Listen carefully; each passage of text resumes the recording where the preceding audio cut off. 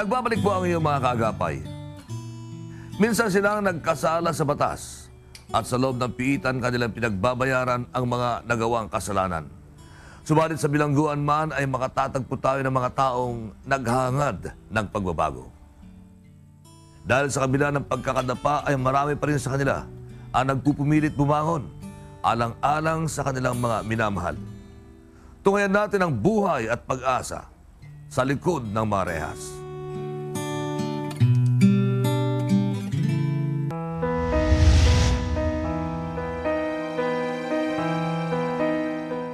Sapagkat ako'y nagutom, at ako'y inyong pinakain. Ako'y nauhaw, at ako'y inyong pinainom. Ako'y naging tagaibambayan, at inyo akong pinatuloy.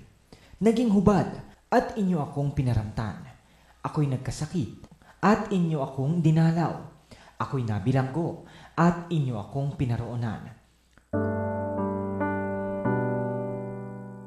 Ito ang bilangguan. Bagsakan ng mga taong lumalabag sa ating kinikilalang batas at palatuntunan.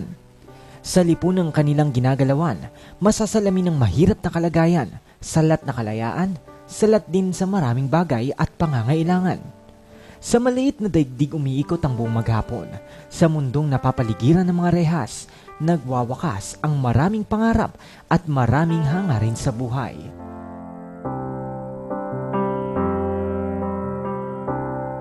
Ang Santa Rosa ay tinaguriang Detroit City of the Philippines.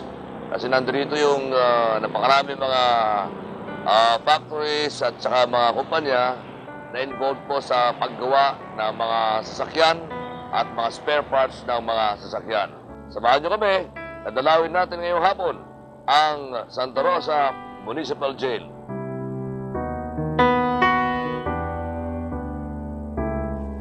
Ito ang Santa Rosa Jail ng Laguna, nabibilang sa mga piitang pinamamahalaan ng BJMP o Bureau of Jail Management and Penology.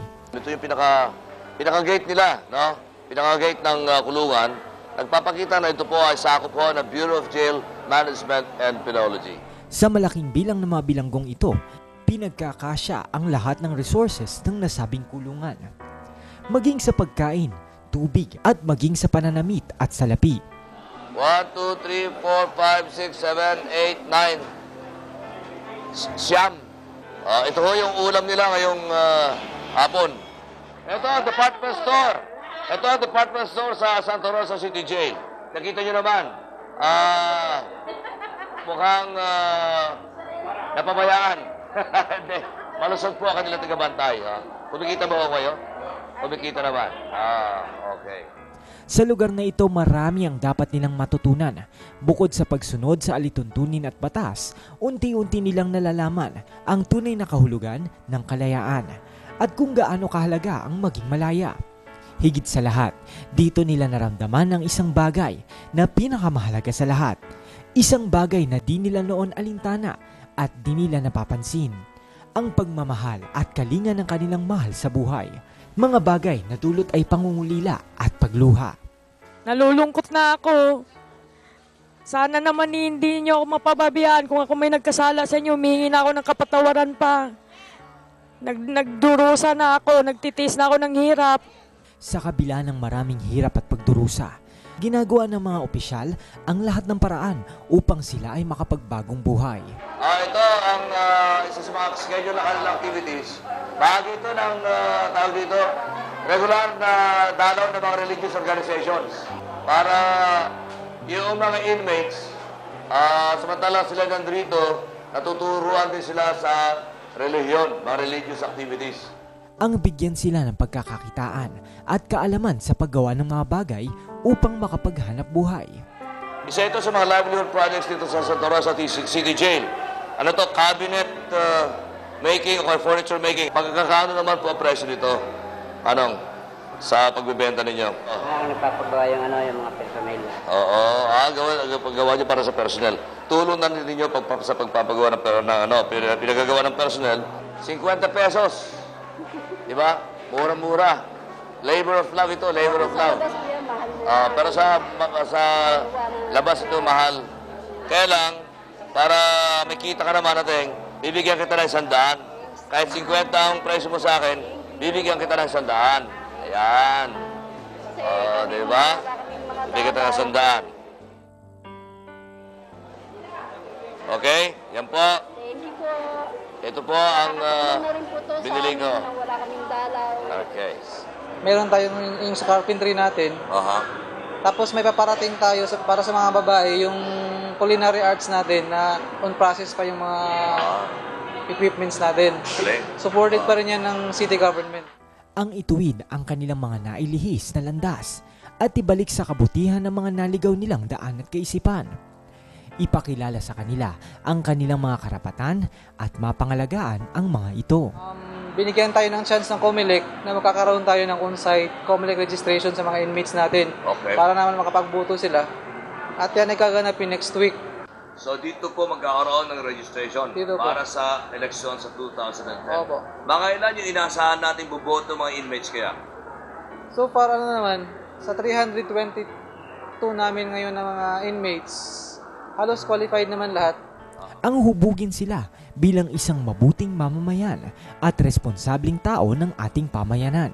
Meron tayong alternative learning system dito na supported ng DepEd.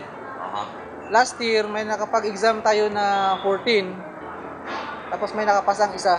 Sa elementary level, meron tayong 14 na mga estudyante. Okay. Sa secondary, 17. Okay. Wala pang equivalent na kolehiyo.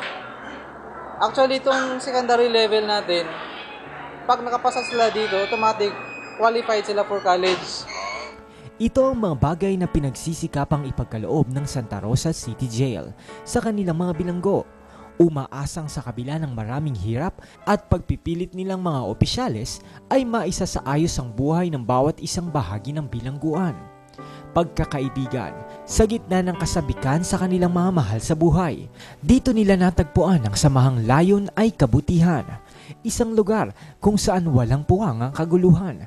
Tahanang hangad ay pagbabagong buhay para sa kanila at sa kanilang mga mahal sa buhay. Hiling nila ay pangunawa. Nagkamali man sa nakalipas nilang mga paggawa, hindi makatwirang limutin natin sila. Tama. Nandito ako sa kulungan. 4 na taon, 5 taon na ako nakakulong. Sana mapatawad ninyo ako.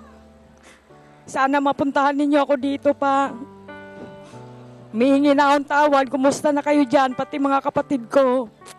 5 taon na ako nakakulong dito. Sana naman, kahit sulat, mapadalahan ninyo ako dito. Naalala ko rin kayo. Aming hatid sa inyo ang kanilang mga kalagayan, ang larawan ng kanilang kahirapan at pagpupumilit na makapagbagong buhay. Gaya ng ating Kuya Daniel, muli naming hatid ay karagdagang pag-asa at pagdamay. Higit sa lahat, ang kanilang maramdaman ang aming pag-agapay. Sa kanilang mga pagkatao, nananatili ang pag-asa at ang buhay sa likod ng mga rehas. So sa ngalan muli ng ating mga host, sa kaagapay si Doc Manisagin at saka si Annie Rentoy, sa ngalan po ng mga opisyalis ng Santa Rosa City Jail, sa ngalan din po ng mga kasamahan natin mga inmates na nagsaya na panood po ninyo ngayong hapon. Sa kilos pa rin po ni Kuya Daniel Rozon, ako pa rin po si Lakay Rolly Gonzalo at kami ang inyong lagi mga kaagapay!